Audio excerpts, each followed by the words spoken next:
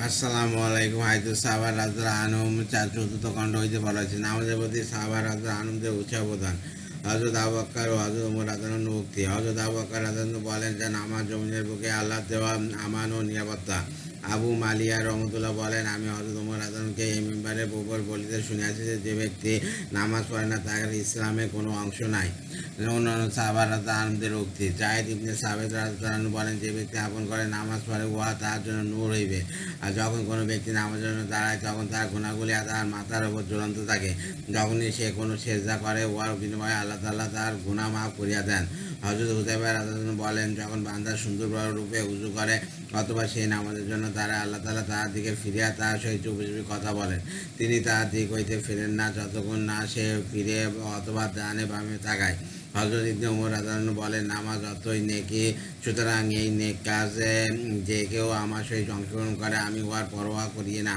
হযরত ইবনে ওমর রাদিয়াল্লাহু আনহু বলেন, যখন কোনো মুসলমান কোনো উঁচু জায়গায় অথবা পাথরে তৈরি কোনো মসজিদে আসিয়া নামাজ পড়ে তখন সেই জমিন বলে, আল্লাহর জমিন, তার জন্য নামাজ পড়ো। যেদিন তাহার সহিত তোমার দেখা হইবে সেই দিন আমি তোমার জন্য সাক্ষ্য দিব। অপর এক রেওয়াতে বর্ণিত হইয়াছে যে হযরত আদম আলাইহিস সালামের ঘাড়ে একটি ফোঁড়া বাহির হইলে তিনি নামাজ পড়িলেন। ফোঁড়াটি নামিয়া বুক পর্যন্ত আসিল, তিনি আবার নামাজ পড়িলেন। উহা নামিয়া কোমর পর্যন্ত আসিল, আবার নামাজ পড়িলেন। এবার উহা ঘোরালে গির পর্যন্ত নামিয়া আসিল, আবার নামাজ পড়িল। উহার পায়ের বৃদ্ধ আঙ্গুলি পর্যন্ত আসিল, তিনি পুনরায় নামাজ পড়িলে উহা দূর হইয়া গেল। কানাস।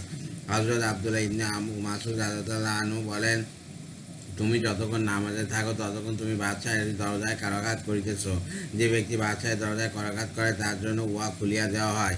হযরত ইবনে মাসউদ রাদিয়াল্লাহু আনহু হইতে অপর এক রেওয়াতে বর্ণিত হইয়াছে, তিনি বলিয়াছেন, তোমরা আপন প্রয়োজনসমূহ ফরজ নামাজের জন্য রক্ষিত রাখো, অর্থাৎ ফরজ নামাজের পরই নিজের প্রয়োজন ইত্যাদির জন্য আল্লাহর নিকট দোয়া করো। অপর এক রেওয়াতে তিনি বলিয়াছেন, তিনি যদি কবিরা গুনাহ হইতে বাঁচিয়া থাকে তবে নামাজের মধ্যবর্তী সময়ে গুনাহসমূহের মধ্যে নামাজ কাফারা হইয়া যাইবে।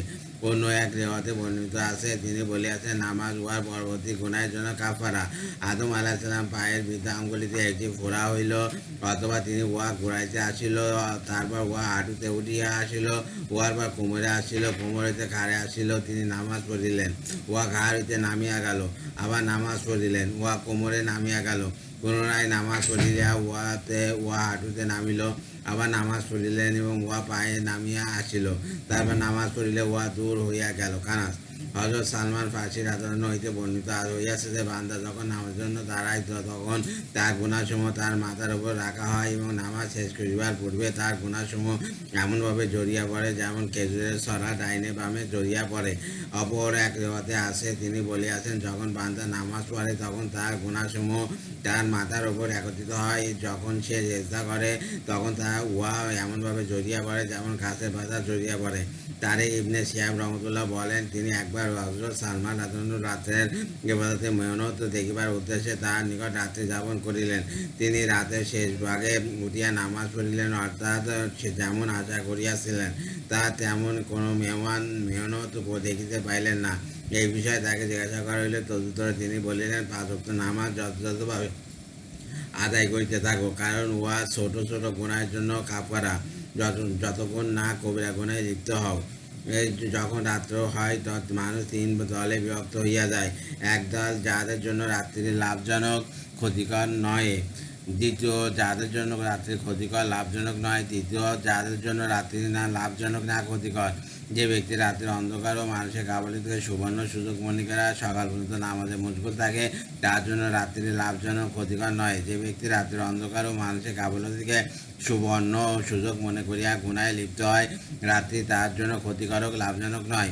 আর যে ব্যক্তি ঈশার নামাজ পড়িয়া ঘুমিয়া পড়ে তার জন্য রাত্রি না লাভজনক না ক্ষতিকর। এমন দ্রুত চলিও না যে ক্লান্ত হইয়া পড়ো, মধ্যম পন্থা অবলম্বন করো ও নিয়মিত করিতে থাকো। আবু মুসা আশআরী রাদিয়াল্লাহু আনহু বলেন, আমরা নিজেদের জন্য গুনাহের অগ্নি প্রজ্বলিত করিতে থাকি, কিন্তু যখন ফরজ নামাজ আদায় করি তখন উহা পূর্বেকার গুনাহকে মিটিয়া দেয়। অতঃপর আবার নিজেদের জন্য গুনাহের অগ্নি প্রজ্বলিত করিতে থাকি, কিন্তু যখন ফরজ নামাজ আদায় করি তখন নামাজ পূর্বেকার গুনাহকে মিটিয়া দেয়। কানাস। নামাজের প্রতি রাসূলুল্লাহ সাল্লাল্লাহু আলাইহি ওয়াসাল্লামের প্রতি আগ্রহ ও উহার প্রতি অত্যাধিক যত্নবান হওয়া। হযরত আনাস ইবনে মালিক রাদিয়াল্লাহু হইতে বর্ণিত হইয়াছে যে রাসূলুল্লাহ সাল্লাল্লাহু আলাইহি ওয়াসাল্লাম বলিয়াছেন, খুশবু ও মেলক আমার জন্য প্রিয় করিয়া দেওয়া হইয়াছে এবং নামাজকে আমার চক্ষু শীতলকারী বানিয়া দেওয়া হইয়াছে। হযরত ইবনে আব্বাস রাদিয়াল্লাহু আনহু হইতে বর্ণিত হইয়াছে যে জিবরাইল আলাইহিস সালাম রাসূলুল্লাহ সাল্লাল্লাহু আলাইহি ওয়াসাল্লামকে বলিলেন, নামাজকে আপনার নিকট প্রিয় করিয়া দেওয়া হইয়াছে, সুতরাং আপনি উহা হইতে যত ইচ্ছা অংশগ্রহণ করুন, অর্থাৎ অধিক পরিমাণে নামাজ পড়ুন। বিদা হযরত ইবনে আব্বাস রাদিয়াল্লাহু হইতে বর্ণিত হইয়াছে যে একদিন রাসূলুল্লাহ সাল্লাল্লাহু আলাইহি ওয়াসাল্লাম বসিয়াছিলেন এবং তাহার চতুর্দিকে সাহাবা রাদিয়াল্লাহু বসিয়াছিলেন। এমন সময় তিনি বলিলেন, আল্লাহ তাআলা প্রত্যেক নবীকে আত্মতৃপ্তির বস্তু দান করিয়াছেন। আমার আত্মতৃপ্তি হইল রাতে নামাজের মধ্যে। আমি যখন নামাজে দণ্ডবান হই, কেউ আমার পিছনে দাঁড়াবে না। আল্লাহ তাআলা প্রত্যেক নবীকে খোরাক দিয়াছেন। আমার খোরাক হইল খুমুস, অর্থাৎ গনিমতের পঞ্চমাংশ। আমার মৃত্যুর পর ওয়া আমার পরবর্তী মুসলমানের শাসকদের জন্য কুরবানি। তাবরানি। রাসূলুল্লাহ সাল্লাল্লাহু আলাইহি ওয়াসাল্লামের রাতের নামাজ সম্পর্কে সাহাবা রাদিয়াল্লাহু আনহুদের বর্ণনা। হযরত আনাস রাদিয়াল্লাহু আনহু বলিয়াছেন, না রাসূলুল্লাহ সাল্লাল্লাহু আলাইহি ওয়াসাল্লাম এত অধিক পরিমাণ পড়িলেন যে তার পা ফুলিয়া গেল, অথবা বলিয়াছেন তার হাঁটুর নিচের অংশ ফুলিয়া গেল। তাকে বলা হইল, আল্লাহ তাআলা কি আপনার অতীত ও ভবিষ্যতের সকল গুনাহ মাফ করিয়া দেন নাই? তিনি বলিলেন, আমি শুকরগুজার বান্দা হইব না? হযরত আবু হুরায়রা রাদিয়াল্লাহু হইতে বর্ণিত হইয়াছে যে রাসূলুল্লাহ সাল্লাল্লাহু আলাইহি ওয়াসাল্লাম এত অধিক পরিমাণ নামাজ পড়িতেন যে তার পা ফুলিয়া যাইত। হযরত আব্দুল্লাহ ইবনে মাসউদ রাদিয়াল্লাহু আনহু বলেন, রাসূলুল্লাহ সাল্লাল্লাহু আলাইহি ওয়াসাল্লাম রাত্রিতে এত অধিক নামাজ পড়িতেন যে তার পা ফুলিয়া যাইত। হযরত নুমান ইবনে বশীর রাদিয়াল্লাহু আনহু বলেন, রাসূলুল্লাহ সাল্লাল্লাহু আলাইহি ওয়াসাল্লাম রাত্রিতে এত অধিক পরিমাণ পড়িতেন যে তার পা ফাটিয়া যাইত। হযরত আয়েশা রাদিয়াল্লাহু আনহা বলেন, রাসূলুল্লাহ সাল্লাল্লাহু আলাইহি ওয়াসাল্লাম রাত্রিতে এত অধিক নামাজ পড়িতেন যে তার পা ফাটিয়া যাইত। আমি বললাম, ইয়া রাসূলুল্লাহ, আপনি কেন এমন করেন? অথচ আপনার সকল গুনাহ মাফ করিয়া দেওয়া হইয়াছে। পরবর্তী অংশ পূর্বের মতো উল্লেখ করিয়াছেন।